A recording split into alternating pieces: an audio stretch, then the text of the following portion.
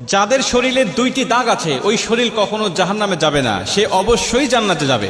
হাদিসটি সহিহ তিরমিজির 1669 নম্বর হাদিস এবং সহিহ আত-তারগিবের 1376 নম্বর হাদিস।